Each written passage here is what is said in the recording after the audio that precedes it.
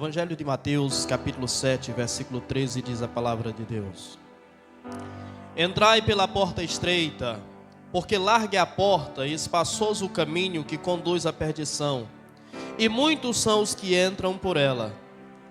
E porque estreita é a porta e apertado o caminho que leva à vida, e poucos há que a encontrem. Até aqui. A Bíblia diz que Jesus havia subido o monte para orar. E passando a noite no monte, na oração, a Bíblia diz que quando Jesus desce do monte, Jesus chama para si os seus discípulos. E chamando para si os seus discípulos, Jesus nomeia 12 para serem seus apóstolos, para serem os seus mensageiros especiais, os seus mensageiros específicos. Ele nomeia esses 12 para serem os seus enviados, para serem os condutores da mensagem, para serem seus representantes legais. E a Bíblia Sagrada diz que ao chamar os 12, Jesus vê uma grande multidão que o cerca. E quando Jesus observa uma grande multidão que o cerca, a Bíblia Sagrada diz que Jesus sobe a um monte e começa o seu sermão. O sermão de consagração, o sermão de ordenação dos seus apóstolos, o qual nós chamamos e conhecemos como Sermão do Monte, e também chamamos de Sermão das Bem-aventuranças. E nesse sermão, o Sermão do Monte, o sermão da ordenação dos seus apóstolos, a Bíblia Sagrada nos mostra que Jesus começa a demonstrar e começa a expor a sua doutrina. Jesus começa a expor o cerne da sua doutrina, o cerne do seu ensinamento, o cerne dos seus mandamentos. Jesus começa a mostrar para os seus discípulos qual é a sua lei, qual é a sua ordenação, quais são as suas diretrizes para aqueles que o querem seguir. Nós percebemos que Jesus, tudo quanto ele fazia orientado por Deus e em comunhão com Deus. Duas coisas são perceptíveis aqui, para que Jesus nomeie os seus apóstolos. Primeiro, ele passa a noite orando a Deus. Depois, ele ministra a palavra de ordenação. A oração é para buscar a orientação de Deus, para ser norteado por Deus, para não tomar uma decisão equivocada. É óbvio que Jesus, sendo Deus, ele não iria tomar uma decisão equivocada, mas isso serve como ensinamento para nós. A oração vem para que nós possamos escolher as pessoas corretas para serem ministros na casa de Deus. A oração é para buscar a direção de Deus, e a palavra é para dar direção àqueles que estão sendo nomeados. E nesse ensinamento, Jesus começa a demonstrar qual a disparidade entre o seu ensinamento e entre a lei de Moisés. Em alguns momentos, Jesus demonstra que o seu ensinamento ele é mais leve, ele é mais suave do que a lei que Moisés trouxe. Em outros momentos, Jesus demonstra que o seu ensinamento é mais rígido, exige ainda mais das pessoas com relação àquilo que exigia a lei de Moisés. Mas Jesus, quando demonstra e começa a demonstrar o seu ensinamento através desse sermão, Jesus tem como objetivo também expor o que é a verdadeira justiça. E Jesus tem como objetivo também demonstrar e diferenciar a verdadeira justiça da falsa justiça. A justiça que de fato é eficaz e eficiente na vida do homem e que emana de Deus para justificar-nos, e a justiça que, sendo praticada por nós, pode nos conduzir a ser agradáveis a Deus, pode nos conduzir a fazer a vontade de Deus. Em contrapartida, Jesus expõe a doutrina falsa e também a justiça falsa dos fariseus. Nós precisamos ter ciência disso, para que nós possamos ser bons discípulos de Jesus, para que nós possamos ser bons representantes de Jesus. Nós precisamos ter a ciência de qual é a verdadeira justiça e qual é a falsa justiça. A verdadeira justiça é aquela que nos afasta do pecado, aquela que nos separa do pecado, aquela que nos aproxima de Deus, aquela que sana as nossas dívidas com Deus, aquela que vai banindo da nossa vida a culpa e o peso do pecado. A falsa justiça é a justiça de aparências, é a justiça superficial, é a justiça de nome, é a justiça onde o homem fala, mas não faz, onde o homem exige, mas não vive. Esta é a falsa justiça dos fariseus, os quais impõem sobre as pessoas os seus ensinamentos, os quais impõem sobre as pessoas as suas culturas, as suas doutrinas, as suas leis, mas no entanto eles mesmos não aplicam nas suas vidas. E Jesus começa a demonstrar o que é de fato a verdade, e Jesus começa a demonstrar o que de fato é uma vida que pode agradar a Deus. E nesse ensinamento, lá pelas tantas, Jesus usa uma metáfora, a metáfora dos dois caminhos. E quando Jesus usa a metáfora dos dois caminhos, Jesus está colocando diante de nós que aqui, ao olharmos o caminho em que seguimos, nós usamos esse caminho e essa metáfora como espelho para olhar para nós mesmos. Esse caminho que seguimos, esse ensinamento que Jesus dá, serve como um espelho para que nós possamos olhar para nós mesmos, para que nós possamos olhar para a nossa conduta, para que nós possamos olhar para o nosso padrão de vida, para analisar que tipo de atitudes estamos tendo, que tipo de caminho estamos seguindo, que tipo de relacionamento estamos estabelecendo com Deus. Quando você olha o caminho em que você está seguindo, o caminho em que você está trilhando, a pergunta é: o que esse caminho reflete? O que os teus passos refletem? Qual a mensagem que a tua caminhada transmite sobre você? Qual é a mensagem que os passos que nós damos transmitem sobre nós?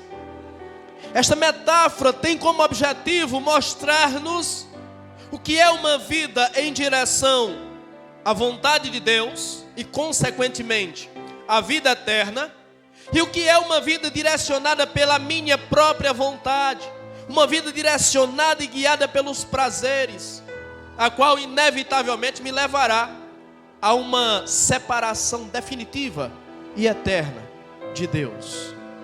Diante desta metáfora, o que esta metáfora nos diz? O que essa mensagem fala sobre nós?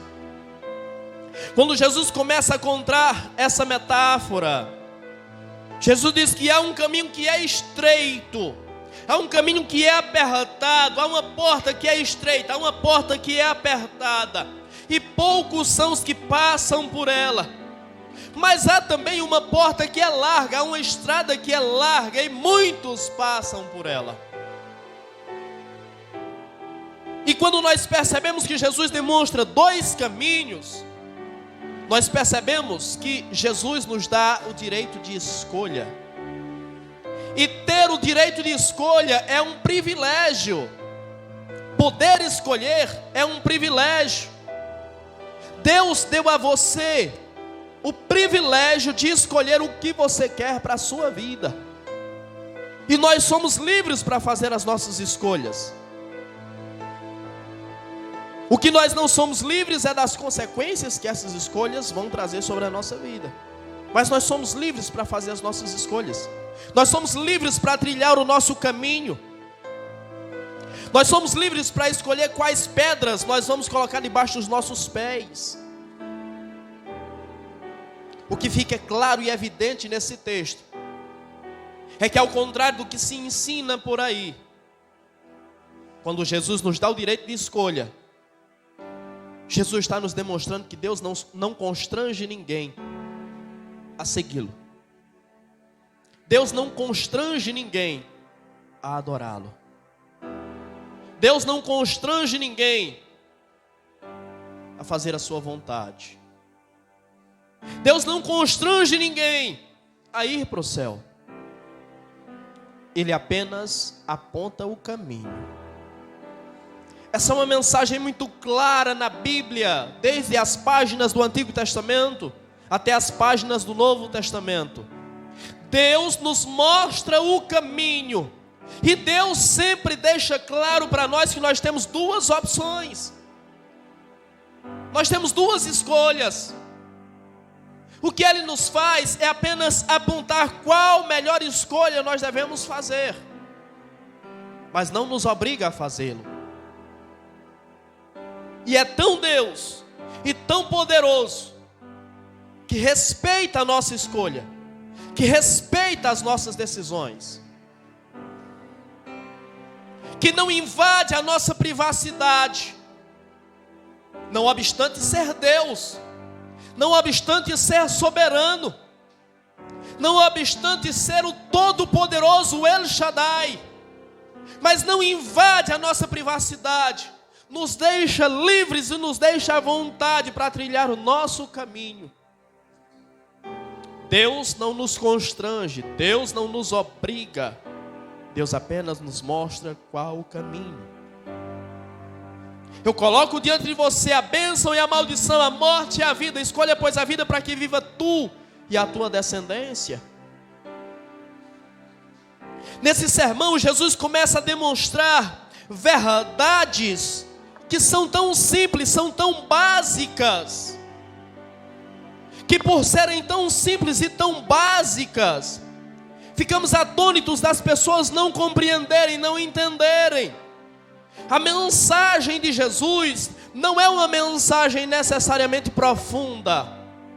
Nós muitas vezes nos aprofundamos no conhecimento, nos aprofundamos nos estudos, nos capacitamos ao máximo para servir a Deus da melhor forma possível.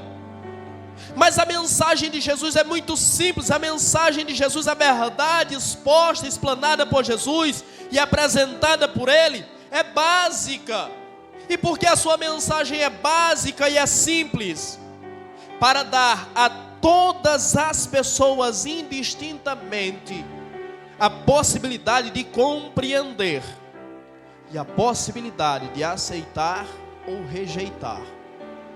A verdade que salva no Evangelho de Cristo, ela é muito simples, ela é muito básica, mas ela é essencial para o nosso destino eterno. Ela é essencial para o que vamos viver após a nossa caminhada aqui na terra. Ele apenas nos mostra e nos ajuda e nos auxilia para podermos fazer a melhor escolha, mas Ele não nos obriga a fazê-la. O que fica claro diante desse texto é que nós precisamos sempre fazer uma escolha. Na nossa vida nós precisamos sempre fazer uma escolha. Diante desse texto você necessita tomar uma decisão. Isso diz respeito a você. Isso diz respeito à sua vida. Não sou eu que vou escolher por você, porque isso diz respeito à sua vida. É você que escolhe o caminho que você vai trilhar. É você que escolhe os passos que você vai dar. Mas você precisa decidir. Você precisa escolher. Porque isso diz respeito a você. Isso diz respeito à sua vida. Isso diz respeito à vida eterna. Isso diz respeito à salvação. E essa escolha que parece superficial, parece simples, é de extrema importância. Mas quem tem que fazê-la é você. E essa escolha é uma escolha que precisa ser feita dia após dia. É óbvio que nós tomamos uma decisão. E a nossa decisão de segui-lo, de servi-lo, de adorá-lo, tem que ser uma decisão firme. Tem que ser uma decisão irrevogável. tem que ser uma decisão sem volta, isso é óbvio. Mas todos os dias precisamos fazer a escolha de continuar firmes nessa decisão. Todos os dias precisamos escolher, porque diante de nós, todos os dias está o bem, está o mal. Todos os dias diante de nós está a obediência e está o pecado. Todos os dias diante de nós está a opção de fazermos ou não fazermos. Todos os dias precisamos fazer essa escolha. Ou continuamos firmes na sua presença, ou cedemos, ou embarcamos no barco do pecado. Ou continuamos firmados na rocha, ou permitimos que as ondas nos arranquem, ou permitimos que os ventos nos derrubem, ou permitimos que a chuva nos afogue. Somos nós que temos que fazer essa escolha. E quem precisa fazer essa escolha é você. Alguém pode até orar por você, alguém pode até interceder por você, mas quem precisa decidir é você. Quem precisa escolher é você. São muitas as pessoas que constantemente pedem oração por si mesmas ou por outras pessoas, para que Deus liberte, para que Deus transforme, para que Deus restaure. E nós oramos, esse é o nosso papel, essa é a nossa função. E talvez alguém próximo de você que não é necessariamente ministro do Evangelho, porque não necessita-se, para que se ore por alguém, ser ministro, alguém próximo de você também pode orar por você, também pode interceder por você, também pode passar dias, semanas, meses e anos orando por você, mas nada surtirá efeito se você não decidir. Se você não fizer a escolha a qual nós clamamos em oração. Porque na realidade, nós sempre estamos tomando uma decisão na nossa vida. E quando não decidimos por Deus, automaticamente estamos decidindo por rejeitar a Deus. Quando alguém não escolhe servi-lo, automaticamente não tem como fugir dessa verdade fatal, o está rejeitando. É simples assim. Ou eu escolho servi-lo, ou eu o desprezo. É assim que as coisas funcionam. Então você pode ser alvo das minhas orações por anos e você não ser salvo, porque eu posso orar por você, mas decidir se levantar, decidir se posicionar e tomar uma atitude para isso, quem tem que fazer é você. Eu me recordo que certa vez, há muitos anos atrás, eu assentei no meu coração o desejo e o propósito de orar por uma pessoa, para a salvação daquela pessoa. E eu orava constantemente a Deus pela salvação daquela pessoa, porque era alguém com quem eu me identificava, era alguém que eu gostava, era um amigo. E eu orava constantemente pela salvação daquela pessoa. E até hoje essa pessoa não é salva.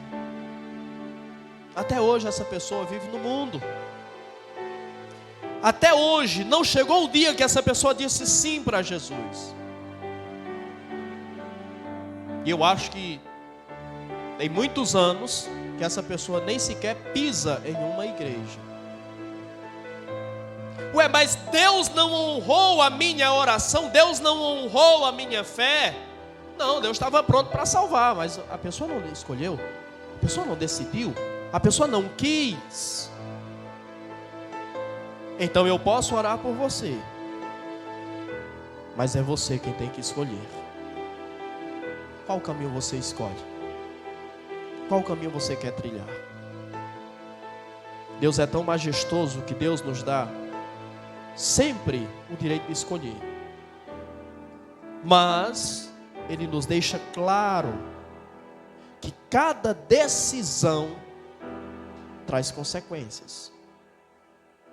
E nós somos livres para fazer escolhas, mas somos escravos das consequências. A Bíblia Sagrada nos diz, no livro de Eclesiastes, capítulo 11, versículo 9, o texto diz: alegra-te, jovem, na tua mocidade, recreia-se o teu coração na tua juventude, faz tudo o que agrada ao teu coração, faz tudo o que alegra os teus olhos. Lembra-te, porém, que Deus trará a juízo tudo o que você fizer. Deus nos dá sempre o direito de escolhermos. E entenda, escolher é um privilégio. Você foi privilegiado por Deus por ter o direito de escolher. Já pensou se Deus fosse o Deus fatalista que os calvinistas pregam? Que já havia decidido quem ia para o céu e quem ia para o inferno? Deus estaria tirando de você essa opção, esse privilégio, esse direito de escolher o que você quer para a sua eternidade. E para que eu te seja muito sincero, se Ele quisesse, Ele poderia fazer. Porque Ele é soberano e Ele faz o que Ele quer. Deus é o único ser livre que pode fazer o que Ele quiser. Mas Ele não fez, porque nós somos privilegiados por ter o direito de escolher. Se Deus fosse o Deus dos calvinistas, Ele já teria decidido quem vai para o céu e quem vai para o inferno, e não adiantava você fazer coisa alguma, porque você não seria salvo, porque Deus assim não quis. Em contrapartida, o que a Bíblia diz é que Deus amou o mundo de tal maneira que deu seu Filho unigênito, para que todo aquele que nele crê não pereça, mas tenha a vida eterna. O que Ele tem reservado para nós é vida, vida eterna e vida abundante. Nós somos livres para escolher, mas somos escravos das consequências. Então nós escolhemos, e escolhemos por servir a Deus, mas as nossas atitudes precisam ser coerentes com a nossa decisão. Talvez você esteja pensando: eu já decidi por servir a Cristo. Agora pense e reflita: as suas atitudes precisam ter coerência com a sua decisão. Porque você não pode ter decidido por Cristo e as tuas atitudes negarem a Cristo, as tuas atitudes ofenderem a Cristo, as tuas atitudes mancharem a Cristo, mancharem ao seu nome, mancharem o seu santo evangelho. As tuas atitudes são coerentes com a decisão que você tomou? Se as suas atitudes não são coerentes com a decisão que você tomou, alguma coisa está errado, alguma coisa está em falta na sua vida. Talvez você não esteja tão convicta assim da sua decisão. Talvez você precise refletir mais sobre o que é uma vida com Deus. E em refletindo o que é uma vida com Deus, compreenda e receba de Deus, através da sua palavra, através do seu Santo Espírito, a orientação, e mais do que orientação, a inspiração de como servi-lo.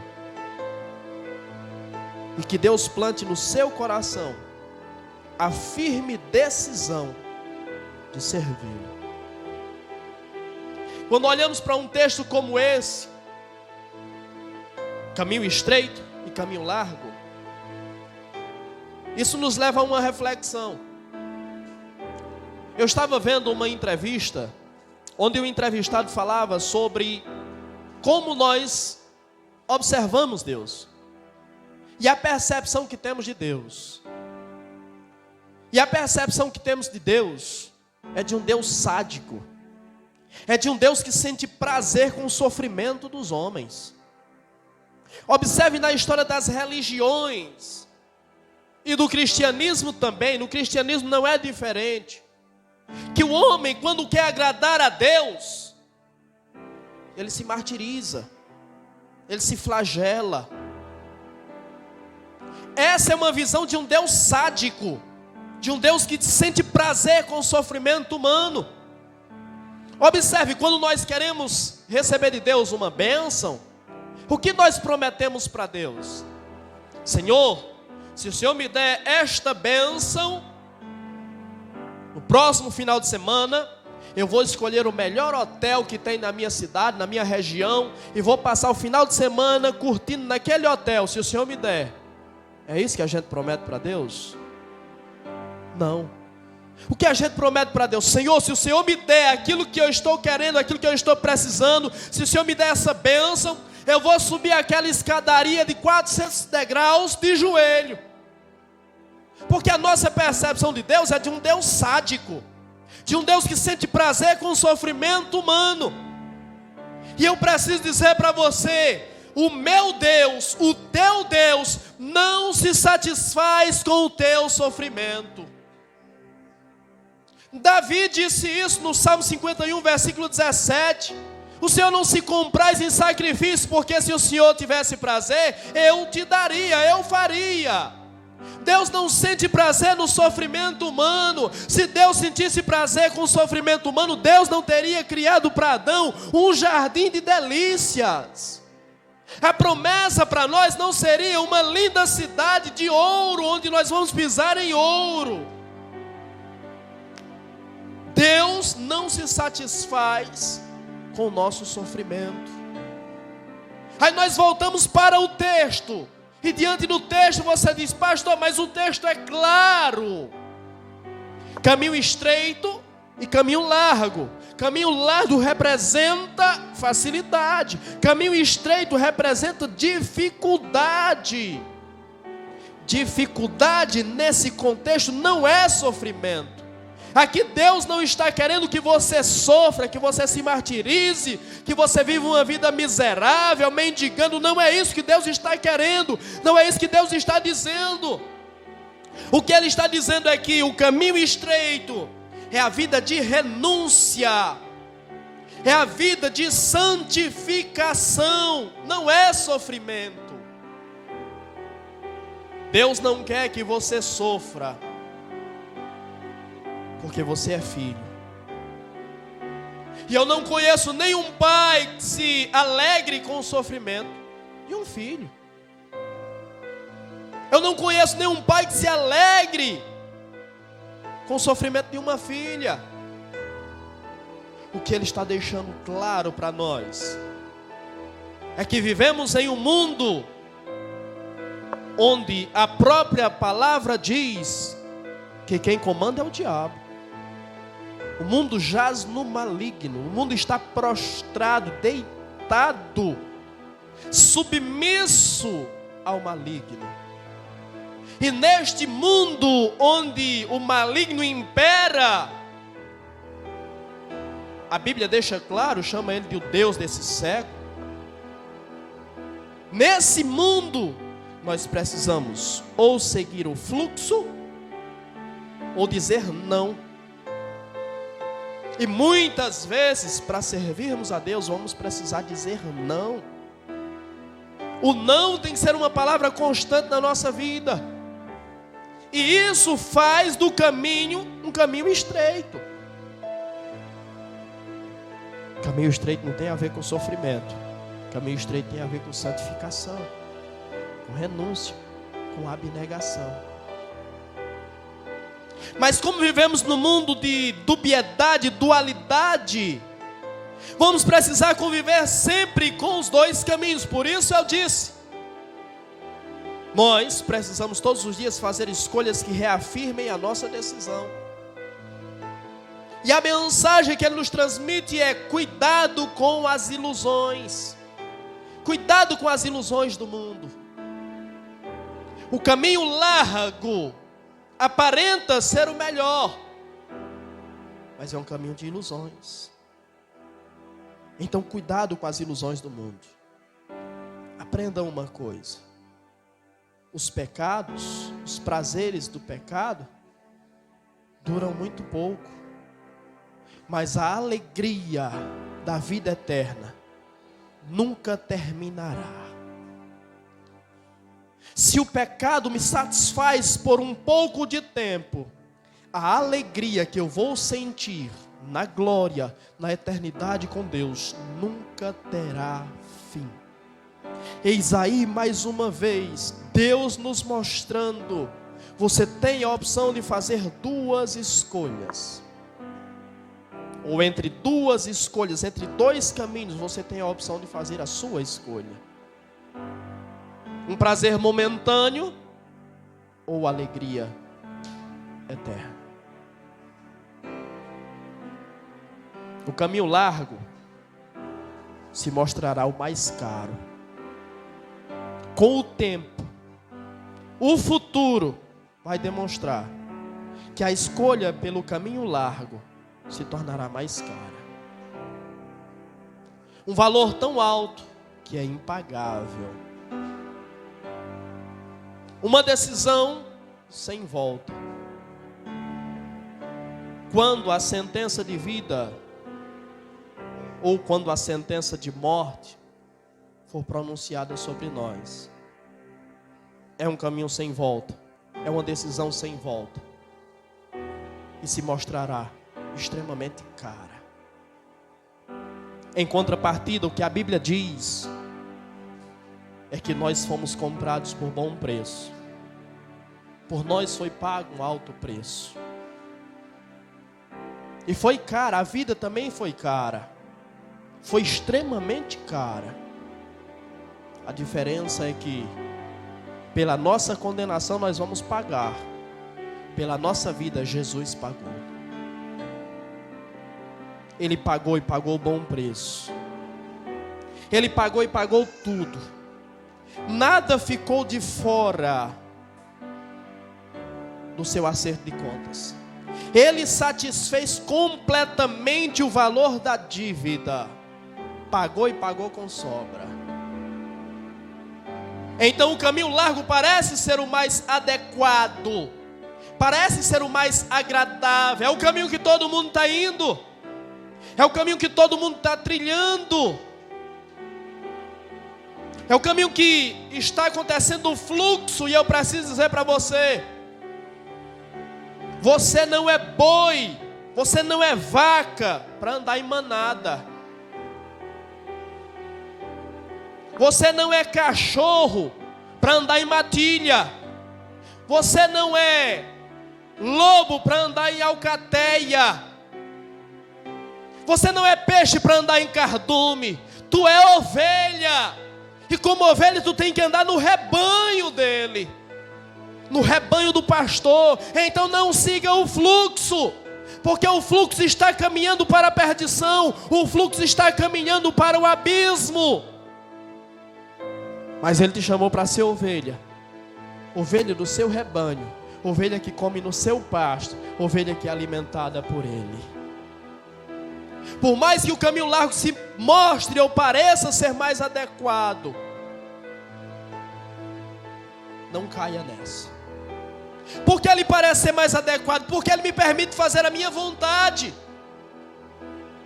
porque ele me permite deleitar-me nos meus prazeres, quando na realidade os meus prazeres geralmente ofendem a Deus. Em contrapartida, seguir o caminho estreito, caminhar pela trilha do cristianismo, é viver pela promessa, é viver por fé e não por vista, é deleitar-se naquilo que se crê e não naquilo que se vê. É deleitar-se naquilo que se espera e não naquilo que se tem nas mãos. É viver pela promessa, é viver pela promessa de vida e viver pela promessa de vida eterna. Isso é cristianismo. Não é vida de sofrimento, pelo contrário. A Bíblia Sagrada nos diz, no Salmo 16 e versículo 11, que o Senhor nos mostra, o Senhor nos faz ver o caminho da vida. E na sua presença há abundância de alegria. Não é sofrimento, não, na sua presença há abundância de alegria. Então essa cara fechada, esse semblante caído, essa cabeça baixa, isso não reflete o que é cristianismo. Isso não reflete o que é santidade. Cristianismo é alegria, é prazer e é paz no espírito. Isso é cristianismo. Isso é viver na presença de Deus. Se tem um povo que tem motivo para ser feliz, para ser alegre, para viver regozijando-se e jubilando, somos nós. Mas parece que para muitos de nós o fardo é pesado demais. Carregar o nome de cristão é pesado demais. E por que é tão pesado? Porque nos falta a disposição de andar pelo caminho estreito. O fardo na realidade não é pesado. Ele disse que o seu fardo é suave, o seu fardo é leve. O problema é que nós estamos querendo carregar coisas que não são fardos, que não é o fardo que Ele mandou que nós colocássemos sobre nós.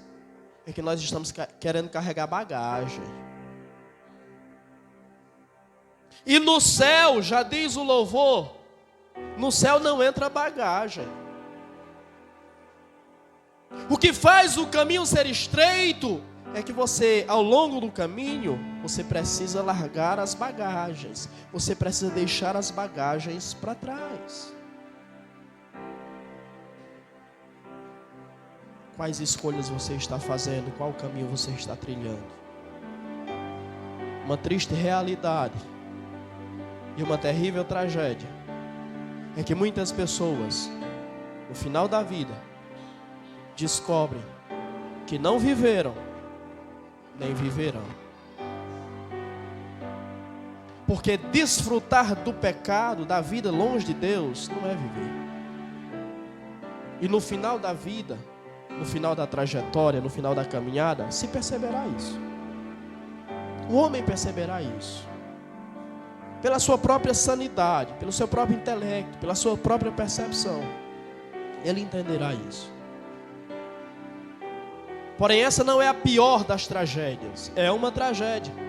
Viveu aqui, passou pela terra aqui, mas não viveu de fato, não desfrutou da vida de fato. Mas a pior tragédia é no final da vida se descobrir que não viverá.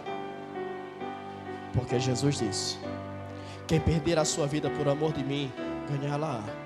Mas quem ganhar a sua vida, perdê-la. Firme o seu coração na sua decisão. E todos os dias faça escolhas que são coerentes com a sua decisão. A cada dia mortifique a carne. E a cada dia viva em espírito. Quem tem o espírito, viva também em espírito. Quem vive em espírito, ande também em espírito, diz a Bíblia Sagrada. Isso faz o nosso caminho um caminho estreito, mas que ao final se mostrará largo. O caminho largo, em contrapartida, ele é largo apenas na entrada. Ao final, ele se mostrará extremamente estreito, extremamente difícil, extremamente doloroso. E Deus nos chamou para a vida. Deus nos chamou para viver as suas delícias, as suas maravilhas. Mas você precisa fazer essa escolha. Você precisa tomar essa decisão. Decida hoje renovar a sua aliança com Deus. Decida hoje firmar os seus passos na presença de Deus. Decida hoje assumir de fato e de verdade o compromisso que você assumiu com Deus e aplicar na sua vida e viver em função disso. Porque disso depende a tua salvação. Porque disso depende o teu futuro eterno. E dependendo do que você escolher, e dependendo do que você decidir, e dependendo do caminho que você trilhar, no final, você se alegrará imensamente, ou você chorará tragicamente. A escolha é sua. Que Deus te abençoe em nome de Jesus.